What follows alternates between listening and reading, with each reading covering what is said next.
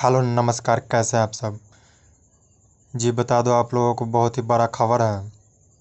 और खेसारी लाल यादव और अमरपाली दुबे जी का, जी हाँ, अमरपाली दुबे जी का तस्वीर सोशल मीडिया पे काफ़ी ज़्यादा वायरल हो रहा है। खेसारी लाल यादव जी के साथ में एक गाने का शूट किया गया तस्वीर है, जो काफ़ी ज़्यादा बवाल तस्वीर है। ये काफ़ी ज़्यादा धूम मचा रखा है ये तस्वीरों ने सोशल मीडिया पे। गजब, काफ़ी ज़्यादा बवाल होने वाला है। ये गाना आएगा तो धूम मचा देगा।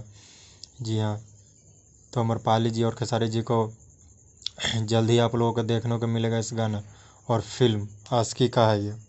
जी हाँ, और अमरपाली दुबे जी का एक दुखद कहानी। जी हाँ, अमरपाली जी को कोरोना हो गया है।